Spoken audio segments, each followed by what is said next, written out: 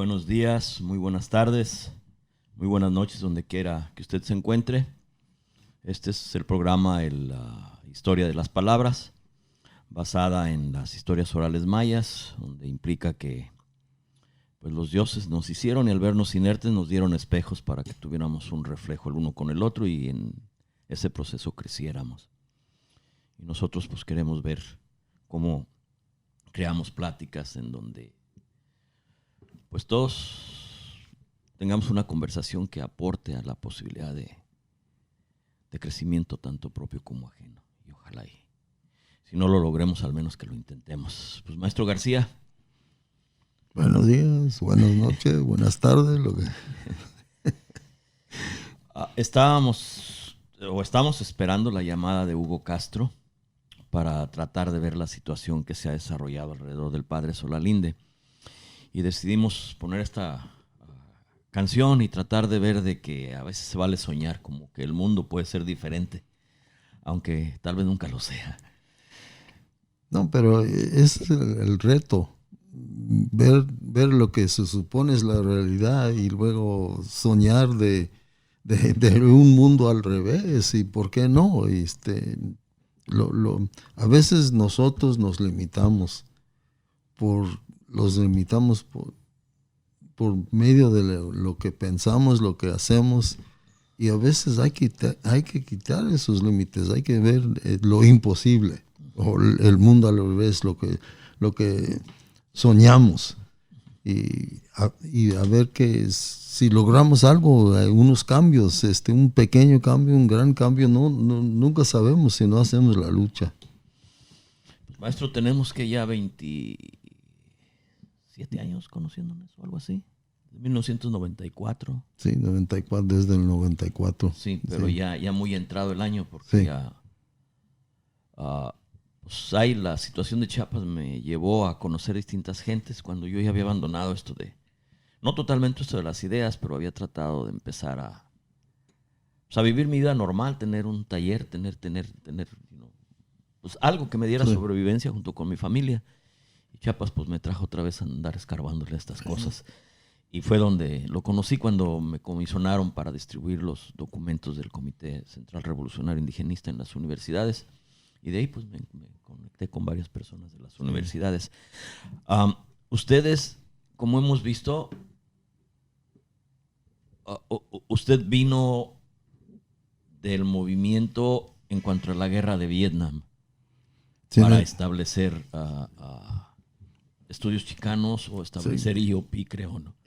O ambos se establecieron a la vez, ¿no? Es que surgieron varios movimientos al mismo tiempo. El movimiento contra la guerra de Vietnam, el movimiento por derechos civiles, el movimiento de la huelga de los campesinos aquí en California, que para muchos de nosotros, pues, el único trabajo que conocíamos era el del campo. Entonces, ya saliendo del campo, entrando en la universidad, siempre trabajábamos en el campo durante las vacaciones, entonces nos afectaba mucho y la huelga afectaba también a nuestra gente, a nuestras familias. Entonces, fue una combinación de movimientos, y participamos en varios aspectos de esos movimientos, y comenzamos a enfocarnos en ese mundo mejor, porque en ese tiempo no había estudiantes de ascendencia mexicana en las universidades de aquí en el estado de California. Entonces nos metimos en retar lo que nos decían la realidad, porque comenzamos preguntando. La pregunta siempre es buen comienzo, preguntando ¿por qué no hay más estudiantes de ascendencia mexicana? Y logramos un diálogo con hasta el presidente del plantel, y la respuesta nos dejó con la boca abierta, porque decimos, es que no quieren, quizá no quieren ser maestros, no quieren ser abogados, no quieren ser médicos. ¿Cómo que no? Es que para muchos no era posible. Nos decían, nos aconsejaron, no, ustedes no pueden, busquen otro sueño. Entonces, entre nosotros, el pequeño grupo, preguntando, y otra vez la palabra, el intercambio verbal, y decidimos retar estas instituciones y pues logramos algo. Abrimos las puertas, porque ahorita del 40 a 50% de la población estudiantil a nivel universitario aquí en nuestro estado es ascendencia latinoamericana, mexicana en su gran parte, pero también centroamericana y de otros países del sur. Y ahora la ven como la realidad. Si no tienen estudiantes latinos, no tienen estudiantes en los colegios de comunidad y en la universidad estatal. Y es cuando nosotros formamos el departamento, formamos EOP y andamos bien contentos en la lucha. Y luego se nos cayó el terremoto de 94 y andamos en unas carpas, en unos trailers, remolques. Y es cuando nos conocimos, porque andábamos ahí de locos. Y para mí era un encuentro bastante impactante, bastante importante, porque llegaste con ideas. Pues, a mí cuando lo conocí, bien me acuerdo, estaba yo, pues, me pusieron en un cuartito en Estudios Chicanos para que yo recibiera documentos y los empezara a repartir, sin conocer casi a nadie más que bajo recomendaciones de otros maestros que me mandaron para allá, que eran parte del grupo que se formó aquí sobre Chiapas. Y yo estaba en uno de los edificios, ahí nomás parado, sin saber qué o cómo voy a caminar esto, cuando llegó el maestro Vaca. Uh-huh. Que él es, y a mí la mitología griega siempre me ha llamado la atención desde muy chico. Y llegó traía un cuadro de Saturno, de Goya. Sí. Y le dijo, mire qué bonito cuadro. Me dice, sí, dice, este cuadro, ¿sabes qué representa? Le digo, pues es de Goya. Le digo, no, dice, representa la revolución traicionada. Dice, la gente el líder empieza a liberar a la gente que está oprimida, lo libera y después vuelve a terminar siendo otro opresor, dice, y es la traición a la revolución, la traición a los principios. Pero dice, mira, dice, yo tengo que ir a recoger algo, ¿me lo cuidas? Y me lo dio. Y fue cuando usted pasó y me preguntó sobre el cuadro y pues aquí estoy, me lo encargaron y ya me dijo, dice, ha de ser del maestro Vaca. Dice, sí, él me lo encargó, dice, está interesante lo que me estaba platicando sobre la mitología griega. Llegó él, tenía prisa, se despidió. Y me dijo, pues vente, vamos a mi oficina, vamos platicando un poco. Y ya me invitó a platicar y de ahí, pues, entre altas y bajas, pues empezamos a tratar de ver qué fregados vemos. No, y en ese tiempo andamos en lo que tenemos que hacer para comenzar casi de nuevo la universidad, porque no había edificio que no se había destruido o no había sufrido daños. Entonces, en las tareas prácticas, francamente, andamos bien ocupados, preocupados, pero la universidad es lugar de ideas. Uh-huh. Y es interesante que alguien de afuera viene y nos reenfoque en las ideas y comienza un diálogo que ha seguido tantos años. El culpable es el maestro Vaca, ¿no? Que me prestó ese cuadro. y que yo traté de asistir en forma, pues, a como pude, porque a sus clases, porque a mí me ha interesado mucho la forma como los griegos han puesto el carácter humano. Sí.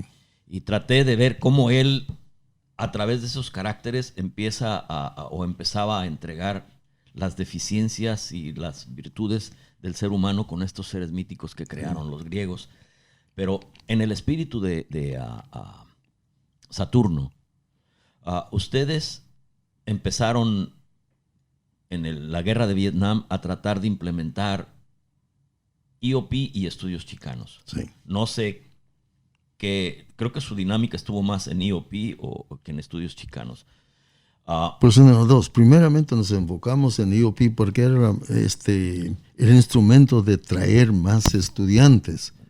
Y luego ya que estaban entrando más estudiantes, les dijimos, ¿qué van a estudiar? Lo mismo que nosotros estudiamos. No,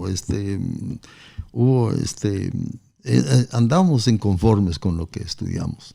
¿Y EOP es la Equal Opportunity Program? Educational Opportunities Program. Sí. Y es una oportunidad educativa a la gente sin medios. Y surgió de ese esfuerzo que se hizo en forma conjunta desde distintas luchas, pero ustedes fueron más representativos en tratar de implementarlo en Sacramento. Una de las cosas que pasó es de que la guerra de Vietnam requería que una persona que estuviera yendo a una universidad no tendría por qué ir a la guerra. Y obviamente las clases desprotegidas eran las que estaban básicamente siendo sacrificadas en aras de la ambición expansionista de Estados Unidos. Y ustedes empezaron a retar también esa circunstancia, ¿no? Sí.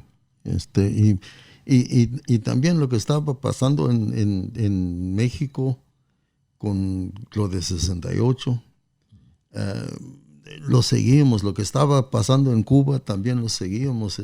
Tenemos bastante interés en lo que decían los que escribían los cubanos. Fidel, Che Guevara, otros escritores, y nos metimos a estudiar la historia de Cuba. Escuchábamos y francamente los conjuntos estudiantiles tocaban del canto nuevo. Entonces había una expansión de nuestra visión y de nuestro mundo y de nuestros conocimientos. Con la guerra de Vietnam, pues leímos obras de Ho Chi Minh, de General Diap, de Mao, de China. Entonces algunos hablaban de internacionalizar, pero nosotros hablábamos más de humanizar, de ampliar nuestra visión de qué es la humanidad, cuáles son los participantes de la humanidad, y también un autoestudio, buscando por ejemplo, las obras de León Portilla se leía y se discutía. También, por desgracia, obras de los teachings of Don Juan, de Yaqui Way of Knowledge, que es una fantasía, pero había mucho interés en este tipo de trabajo. Hasta decían, no, las enseñanzas de Don Juan son nuestra cultura. Y dices, bueno, pues la compramos. La compramos, sí. Porque creo que entre esta exposición a ideas y posibilidades que estaban en Latinoamérica y la realidad de ustedes de servir de carne de cañón, empezó también a impulsarlos a cambiar las condiciones en las que estaban siendo mandados al sacrificio, ¿no? Pues sí. Y empezar a retar esa condición para que hubiera más gente en las universidades y sea menos sacrificable, ¿no? Sí. Y también exponer esta... Porque habíamos un puño de estudiantes de ascendencia mexicana, pero venimos de secundarias de que había muchos, todos conocíamos a alguien que lo habían mandado a Vietnam y no regresó. O si regresó, pues regresaron otras personas. Tengo un primo que cuando se fue, pues era bien alegre, bien, pues listo para el baile, listo para el chiste. Cuando regresó era un borracho moroso. Tal vez problemas de drogas o no estaba. No, lo que se metió pasó su año en Vietnam con la ametralladora de 50 calibres y en un barquito de las fuerzas navales.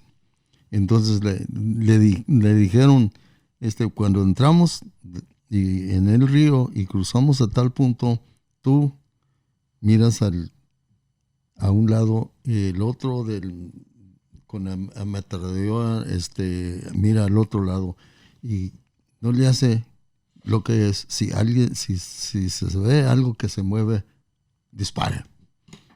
Y entonces eso era su tarea diaria. Y pues se convirtió en no usó drogas, pero el alcohol sí bastante. Y ya no era el joven alegre y que les gustaba el baile ni nada. Pues, y había otros que no regresaron. Entonces ese tenía un impacto tremendo en nosotros. Y ustedes empezaron a forzar la instauración de lo que se conoce ahora como estudios chicanos y IOPINO. ¿O cómo estuvo primero fue la Student Opportunity Program? The Educational Opportunity Program para reclutar y traer estudiantes y luego ¿qué van a estudiar? No pueden estudiar lo mismo que estudiamos nosotros, hay que estudiar algo de nosotros, nuestra historia. Y fuimos con los varios facultades, por ejemplo, Facultad de Música, si queremos un curso de música mexicana y no, pues no nos interesa. Con el departamento, con la Facultad de Historia, que queremos historia mexicana, chicana, y dice, no tenemos interés, no. Hasta y con el departamento de idiomas, con la sección de español, pedimos algo de nuestra literatura, algo de nuestros escritores, y ¿saben lo que nos dijeron? Dice, mire, si se ha escrito algo en México de valor literario que merezca estudio académico, ya lo estamos incluyendo en nuestros cursos. Y yo, pues, tomé varios cursos con el departamento de idiomas en español y no había. Entonces les preguntamos cómo que ya lo presentan. Y dice, no, pues Sor Juana. Dice, pues desde tiempos de Sor Juana no se ha escrito nada de valor académico en México. Y dice, bueno, pues hay escritores como Octavio Paz y Carlos Fuentes, pero son escritores populares. Hay que esperar a ver si son de literatura digna de estudio académico. Dices, no. Con estos no se puede. Entonces, pues llegamos a la conclusión de que que nos rechazaron todas las facultades, entonces hay que formar otra facultad de un departamento y materia nueva, y es cuando le entramos. ¿No reconocían por las obras también de la Reforma, la Guerra de la Reforma, el Payo? Sí. ¿Se acuerda? Porque el Payo en sí lo que mostraba era un vacío de poder después de la lucha de la Reforma, que quedó la hacienda y el Estado decapitada. Y hubo este vacío de poder muy similar a lo que tenemos ahora, y donde había la imposibilidad de caminar por terrenos porque el gobierno no tenía ninguna efectividad para protegerlo. O ese vacío de poder. Y eso no lo consideraron ellos prudente explorar no lo incluyeron. Esa literatura lo conocimos por nuestra propia parte, o cuando, por ejemplo, en Northridge, en 70, me cambié de Fresno nos corrieron de Fresno en la primavera de 70, y luego me cambié acá a Cal State Northridge a trabajar en San Fernando Valley State, que como se llamaba en ese tiempo. Y los cursos del Departamento de Estudios Chicanos eran los únicos cursos que incluían este tipo de literatura. Porque fue parte, y aparte de que el autor fue un indígena guerrerense, fue muy prolífico y también muy analítico, en todos sentidos. Tenía muchísimo valor en cuanto a la expresión de lo que estaba pasando en México. También hubo la situación de la Revolución Mexicana, con Santa, con una serie. Fue el Departamento de Estudios Chicanos que propuso el curso de la literatura de la Revolución Mexicana. No era el Departamento de Idiomas. Y a fuerza, si los estudiantes de español querían tomar uno de los cursos de literatura en español con nosotros, pues la facultad de idiomas no lo aceptaban como curso legítimo. Hubo una lucha de varios años después de la fundación del departamento para que aceptaran a los cursos de estudios chicanos. Digamos, ustedes tuvieron que empezar desde nada para hacer esta petición en cuanto a que la gente no fuera sacrificada en la guerra de Vietnam y tener un programa que los acogiera a la universidad y no fueran sacrificados como carne de cañón en aras de alguien más. Tuvieron que usar y empezar a formar su propio currículum, su propia, buscar su propia... La elaboración de su propio programa. ¿Estaba usted fuera o era todavía estudiante? No, pues comenzamos de estudiantes. Yo de estudiante estudiando para maestría en ciencias políticas en Fresno y yo era parte del comité que hicimos el currículum. Entonces, ya que nos ocuparon, y yo siempre decía, mire, hubo manifestaciones y se les hizo muy fácil darnos la oportunidad de fracasarnos, creyendo que no íbamos a tener éxito. Pero era más barato para la universidad ocupar a algunos de nosotros y darnos la oportunidad de fracasarnos en vez de ver edificios quemándose. Aparte querían acallarlos, ¿no? A comprometerlos y acallarlos. Sí, nos dijo después, varios años después, el vicerrector de acá de Cal State Northwest, que no, después de tanto relajo, tanta manifestación, pues tantas veces que llamaron a la policía a la universidad para calmarnos, entonces decidieron, no, denles esta oportunidad, denles la entrada y van a fracasar, no van a durar 5 años. Y ya cumplimos 50 años. Uh-huh. Y de esto viene también los estudios, el análisis, la persistencia, la sagacidad del pensamiento de Rudy Acuña, que hizo una recopilación de la historia de la descendencia mexicana aquí en Estados Unidos y escribió, creo, México ocupado. Occupied America. América ocupada, que se ha traducido. La primera edición se ha traducido en español. Él ya anda en la novena edición y se espera que se va a traducir la novena edición. Porque es una obra distinta que la primera. Bueno, fue la obra que a ustedes les dio la oportunidad de empezar a tratar de tener su propia expresión como gente de descendencia mexicana nacida aquí. Sí. Y venimos a Saturno, a esta pues a mí el señor Baca, pues ya ve que lo traté de perseguir varias veces a tratar de aprender algo de él y poca oportunidad tuve porque pues siempre ando viendo a ver cómo pago la renta. Pero a Saturno, la revolución traicionada. Instauran ustedes estudios chicanos. Sí. Se logra todo la protección de los estudiantes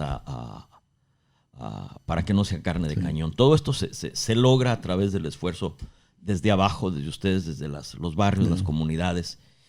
Y pasan los años y se establece, y cuando nos conocimos como al año, tuve una plática con el maestro, que pues no le gustó mi forma de criticar el hecho de que yo veía que se logró todo esto, pero ya habían caído a la complacencia muchos de los maestros. Sí. Y Estudios Chicanos ya no era la misma forma de conciencia y crítica, tanto personal como en todos sus sentidos. Y había perdido sentido, pero Rudy Acuña lo consideraba todavía algo. Bueno, andamos en ese tiempo, en 94, 95, Entonces ya estábamos aquí en la universidad varios años. Y algunos de los originales ya se habían salido, jubilados o fueron a otro lugar a trabajar. Entonces entraron nuevos que no participaron en la lucha no entraron en la universidad a fuerzas. Entonces llegaron como, yo decía y hasta la fecha digo, entraron creyendo que por buenos y bonitos los ocuparon. Uh-huh. No por sus conocimientos, ni sus perspectivas, ni nada.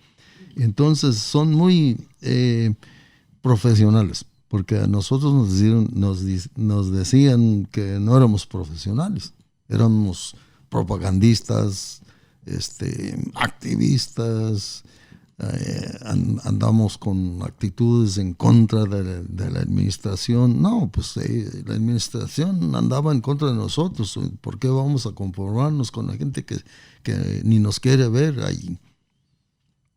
Entonces, con el paso del tiempo, llega cierta conformismo. Ya nos aceptan. Ya no somos un grupo de parayas, ya somos profesores, ya participamos en los procesos gubernamentales de la facultad, que al entrar ahí,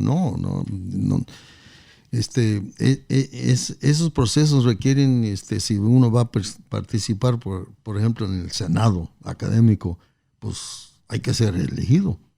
Y a la facultad que lo ven como para ellos, no lo van a poner ahí en el Senado académico, pero ya en ese tiempo ya teníamos gente que estaban participando en esos procesos, y en vez de continuar con esas actitudes que estamos en la universidad, pero no somos de la universidad. Esa era la actitud de muchos de nosotros al principio, por la realidad que sufrimos. Entonces estos ya se veían como parte de la universidad, como profesionales. Y yo digo que hay una diferencia entre alguien que es profesional. El profesional sabe lo que está haciendo, tiene la capacidad, pero tiene cierto sentido moral de sus deberes como profesional. Hay profesional y hay comercial. El comercial es que el agente comercial es que le pagan por hacer lo que hace y ya. No hay ese sentido moral del deber del profesional. Y esta gente creyéndose profesionales, francamente para mí son comerciales. Son profesionales, pero de una profesión muy diferente. Sí, muy diferente, sí. Bueno, Rudy, en ese tiempo que hice esa crítica, pues ahí tuvimos una condición un poco amarga.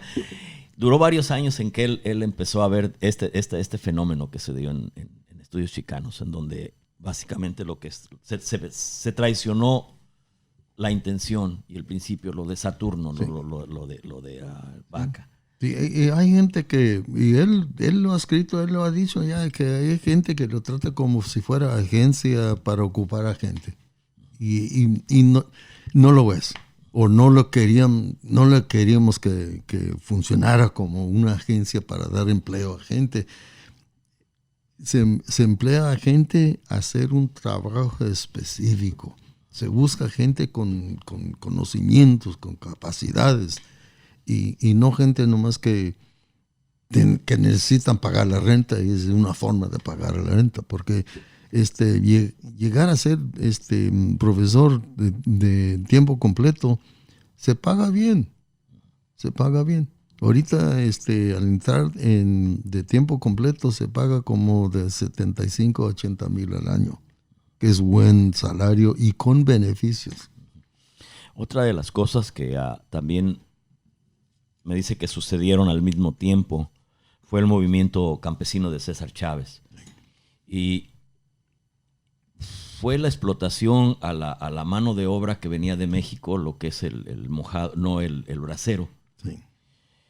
Que empezó la defensa de estas personas en forma global, general. Sí. Todos los campesinos estaban incluidos en la defensa de que estaba iniciando César Chávez. Pero cuando le mataron a 2 personas, como que César Chávez, no sé si se acobardó o vio una forma distinta de lucha.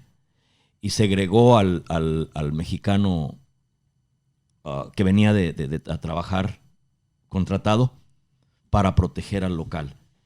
Yo pienso que ahí, a pesar de los logros de César Chávez, empezó él a declinar en cuanto a una concepción más universal de la defensa del obrero. ¿Qué piensa? Bueno, para mí es una situación un poquito más complicado porque yo pues soy del Valle Central, nací en 43, cuando estaba comenzando el programa del bracero. Inclusive mi papá trabajó de mayordomo de cuadrillas de braceros porque él hablaba inglés y español. Él nació en Nuevo México. Mi abuelo andaba en el mineral de cobre con Phelps Dodge y luego se cambiaron para California en el año 1920, porque ya llegamos al 2020, pero él en 1920. Y entonces se educó, nomás tuvo primaria, pero salió de la primaria a los 16 años de edad, porque pasó 3 años en el primer grado. En ese tiempo no hubo clases de inglés como segundo idioma, nomás los metían en el primer grado. Cuando dominaban suficientemente el inglés, entonces pasaron al segundo grado. Entonces pasó 3 años en el primer grado. Y entonces trabajaba en el campo. Y cuando yo era joven, hablábamos abiertamente de los locales y los nacionales. Los nacionales eran los recién llegados. Y era algo que era cierta, pues los locales decíamos que éramos locales en distinción a los nacionales porque nosotros éramos gente de aquí, gente con papeles. Pero la realidad económica era de que los dos grupos entrábamos juntos en los campos y poco a poco, sobre todo cuando cuando acabaron con el programa bracero, y fue uno de los propósitos del sindicato de los campesinos, sin terminar el programa bracero, nunca se había tenido éxito el sindicato, porque el programa de braceros por más de 40 años, por arreglo de los dos gobiernos, suministraba suficientes trabajadores para hacer el trabajo, pero se mantenía el salario al salario mínimo, porque el programa bracero garantizaba al bracero el salario mínimo. Entonces ya este era el salario que iban a pagar. No iba a haber aumento de salario. Con los braceros no había necesidad ni de pensar ni de hablar de aumento de salario. Entonces Chávez y otros que comenzaron, porque siempre la gente dice que Chávez, pero no es un sindicato, es un grupo.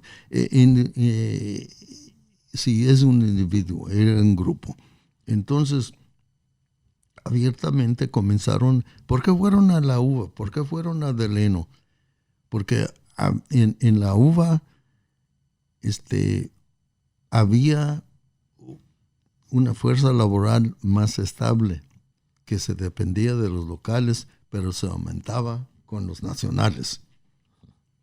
Entonces él, ya sabiendo eso, pues hacía su trabajo entre locales y entraban en la campaña de terminar con el programa de braceros.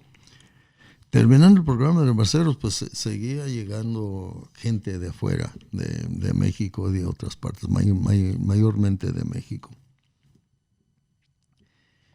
No tenían o no veían necesariamente la necesidad de meterse en el sindicato hasta cuando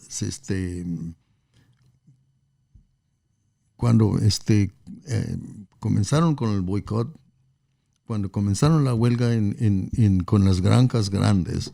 Entonces, una de las tácticas de los rancheros para romper la huelga era traer gente, claro, sin papeles, de la frontera a trabajar, porque California está pegado a México. Entonces se trae, en ese tiempo se dice day haul si están cerquitas, si no, pues traen gente. Entonces, como jefe de sindicato, él protege al salario y a las condiciones de trabajo de los miembros del sindicato. Agremiados. Sí.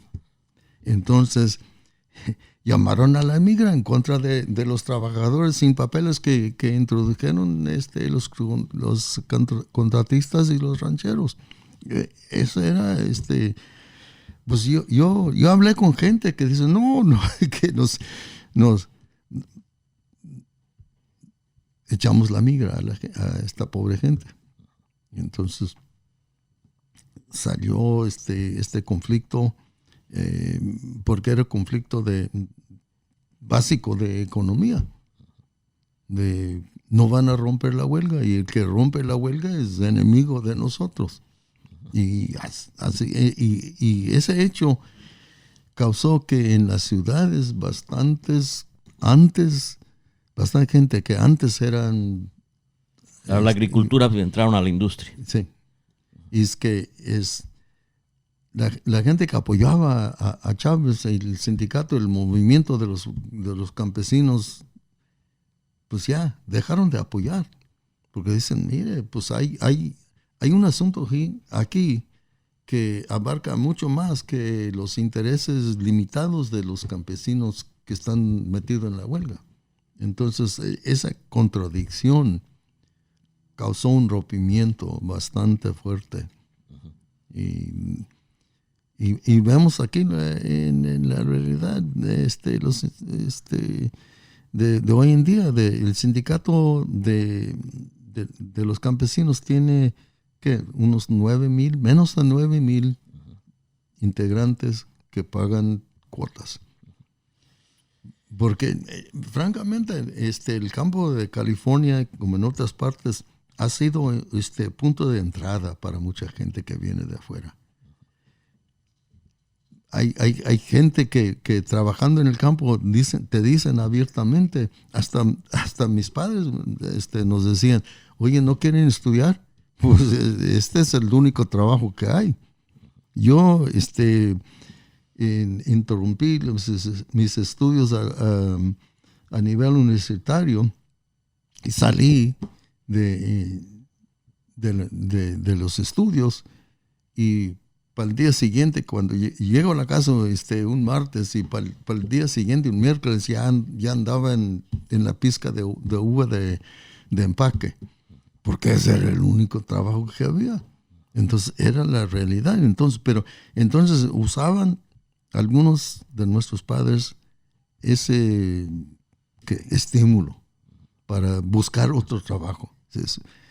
Siempre hay trabajo para nosotros, pero ya conoces el trabajo, entonces búscate un mejor futuro.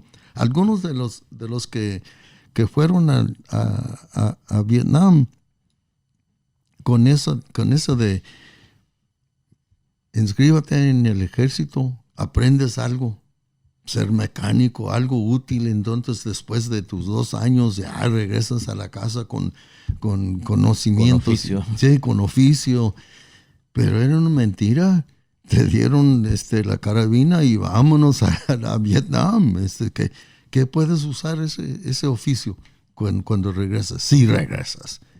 Mi maestro de inglés, Gonzalo Molina, me dijo que él llegó aquí cuando la Segunda Guerra Mundial y no hablaba inglés, y que lo inscribieron luego a la guerra. Oh, sí. ¿Y qué les dijo? Pues es que yo no sé hablar inglés. Dice, no, dice, tú nomás aprietas el gatillo. Sí. Es todo lo que tienes que hacer. En tiempos de la guerra hubo grupos, por ejemplo, de Texas, de Nuevo México, no tanto de California, que todo el grupo hablaba español. Y no le hace, vámonos a la guerra, sirven para algo. Matar al otro. Sí, matar al otro. Se logran estos triunfos porque de un modo o de otro, independientemente de las condiciones y controversias que vienen en todos estos tipos de movimientos por naturalidad, se logran estos triunfos, se establece una protección para el trabajador del campo, pero luego crea extractos o crea élites que empiezan a manejar la situación en beneficio más propio que de los demás. Bueno, creo que también eso lo hemos observado, ¿no? y es interesante que eso de crear élites, el que tiene 2 panes creen que es el rey del mundo. No, el dicho de que entre los ciegos el tuerto es rey, élite, pero entre comillas. Se creen élites. Se olvidan de cómo llegaron a esta posición de disque élite y qué tan fácilmente se puede regresar a la otra realidad. Pero el ser humano tiene una capacidad tremenda de aceptar los sueños como realidad. La canción. La canción, sí. La canción. Sí. Porque dentro de todo esto, pues hemos encontrado varias cosas un poco, pues que no son muy públicas de esta organización de César Chávez, en lo que trabajamos en la situación de San Quintín cuando le estuvimos ayudando a sindicalizarse. Sí. Gloria, Gracida nos dijo que parte de las negociaciones con las exportadores de estas fresa y todos estos berries que le llaman en inglés, las llevaron a cabo gente de la Unión de César Chávez. Sí. Y tratando de convencerlos de que compraran la oferta.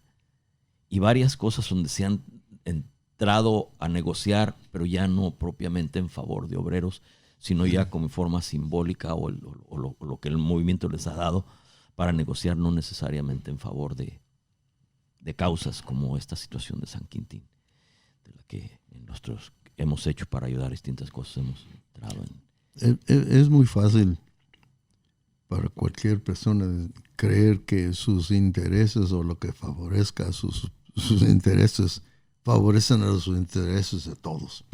Y yo no voy a decir que andan de hipócritas, pero parece que lo creen. Por ejemplo, el sindicato de los campesinos y su liderazgo ha entrado en 2 ocasiones, quizás más,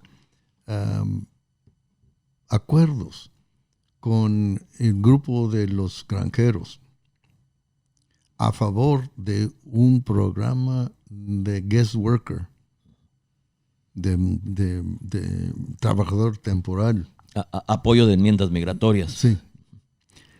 Y que es otro bracero programa. Y ya sabemos del impacto económico en nuestras comunidades del programa de braceros. Atraer mano de obra barata o desesperada para la explotación y control de precios de los que están aquí. Pero apoyaron propósitos en la legislatura nacional para comenzar un guest worker program con la condición de que el sindicato sea el único representante de los guest workers. Asegurar claro cuotas, ¿no? Claro que van a pagar cuota. ¿Yeah? Y va a crecer la membresía porque como la mano de obra de agricultura es variable. La gente, pues hay gente que se mantiene toda la vida en la agricultura, pero hay nuevos, cada año hay nuevos que entran, que van a ser Okay. Voy al norte, voy a ganar buen dinero y luego regreso a vivir como quiero vivir, donde quiero vivir. Y eso impide la formación del sindicato.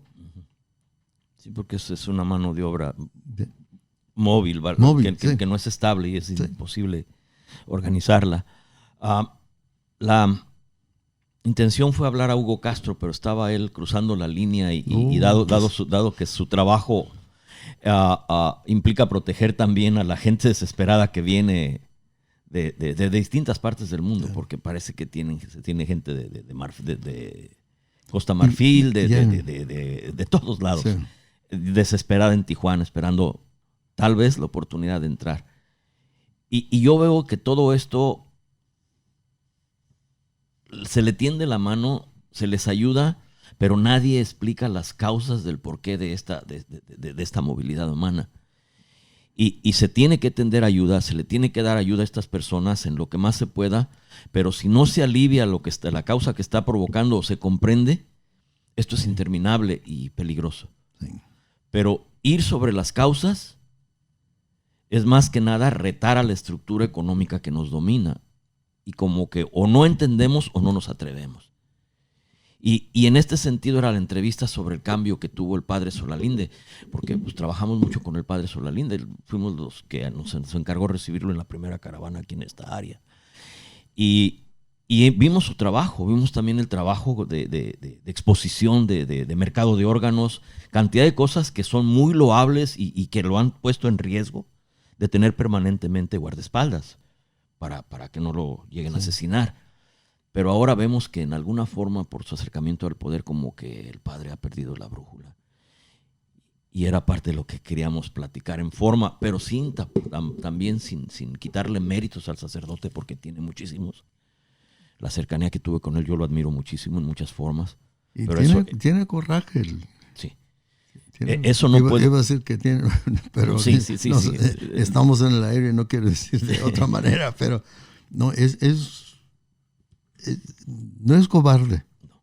Se levanta y dice lo que piensa y no le importa que... Ahí en el Parque MacArthur,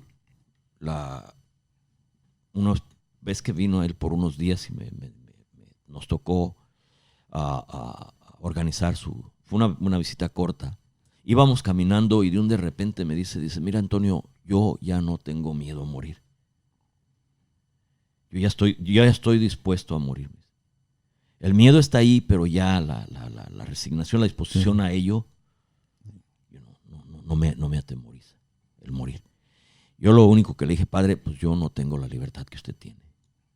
Yo todavía siento que no he llegado a ese nivel de realización interna, de compromiso. Y luego hay muchas formas por las cuales yo lo admiro y lo respeto, pero también la última plática que tuvimos nosotros, él iba hace ya años, cuando vino promoviendo la situación de Morena para elegir a Obrador, me invitaba a que participara en eso. Yo le dije que yo con el poder simple y sencillamente no lo veía conveniente, que nos acercáramos.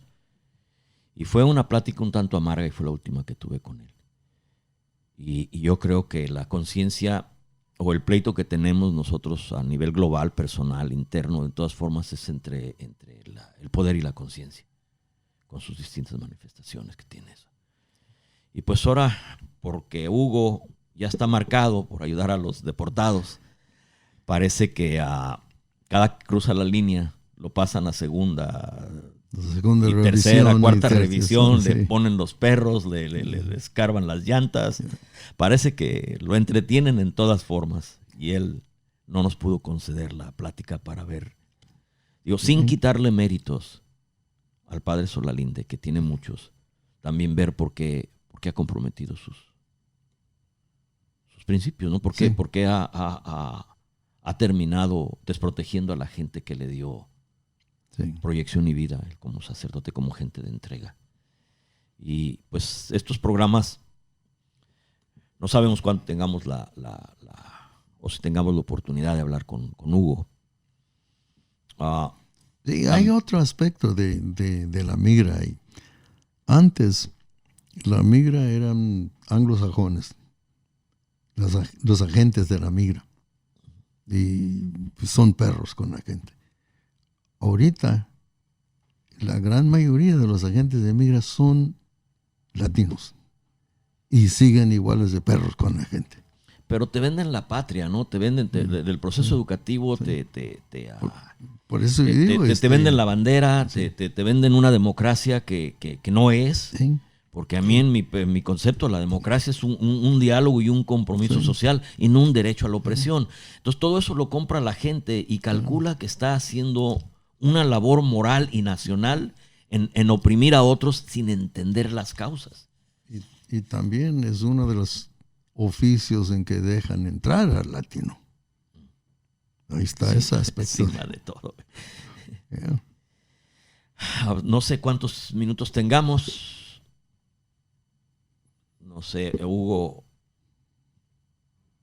Castro, pues no vamos a tener él. Otra de las personas que quería también, ojalá y lo pudiéramos incluir, hemos hablado con él a nivel personal, pero ya tiene tiempo que no contesta las llamadas, es Ramón Verdugo en Chiapas. Él personalmente ha recibido los embates del ataque a la migración, del haberse prestado el gobierno de AMLO a hacer el trompo, la pared, el muro de Trump en la parte sur de México, en donde hablan de oportunidad hacia el migrante, pero por medio de Ramón, él expuso que cerraron las oficinas de migración por 4 o 5 días, no les permitieron adquirir los documentos adecuados y luego los perseguían por no tenerlos. Sí. Entonces, ha habido varias formas orquestadas en las que como que la cuarta transformación, no sé exactamente en qué nos esté transformando. Pero, maestro, pues platicamos porque Hugo, por esta situación, no pudo platicar con nosotros. ¿Qué piensa? ¿Cómo nos despedimos de esto? De que andamos, como siempre, cuando comenzamos en 94, andamos de fracaso en fracaso, pero seguimos, no nos dejamos. Pues yo veo que la lucha es generacional y uno nada más hace su parte esperando que la siguiente generación haga algo. Sí. Pero a ratos como que se cae el espíritu, como que uno, hijo de la fregada, no se ha logrado gran cosa. Y luego ve uno por eso hay que trabajar en conjunto, para que haya alguien que diga ánimo, recuerda por qué nos metimos en esto. Y esta reflexión que tuvimos con el programa anterior, con la plática con Adrián, y la situación de Bolivia, me da esperanzas, porque sí Evo constituyó una dependencia en esta gente, pero también una oportunidad de relación propia, y ahora decapitados parece que están confrontando ya con esta posibilidad de la fuerza de su propio espíritu y haberlo descubierto, toda una estructura de poder que es inmensa, y al parecer no los están inhalando. Entonces sí hay mucha esperanza, pero como que a ratos, pues como que dice usted, ocupa que alguien venga y no lo deje caer a uno. Sí. Pero pues bueno, esta fue la historia de las palabras. Sí. Y de nuevo tratamos de crear pláticas que nos lleven a tratar de figurar qué y cómo o por qué pensamos como pensamos, con la esperanza de que en la reflexión logremos en alguna forma tener la práctica necesaria y bien orientada como para cambiar nuestras propias circunstancias, o de menos intentar hacerlo. Pues muchas gracias, maestro. ¿Algo más? No, pues invitando a la gente a seguir escuchando las presentaciones, y ojalá que todo salga bien en los programas del futuro. Ok, bueno, pues parece que esto siempre va a tener sus bemoles. Sí. Así es la vida. Así es. Bueno, muchas gracias y buenos días, buenas noches, donde quiera que ustedes nos hayan escuchado. Con permiso.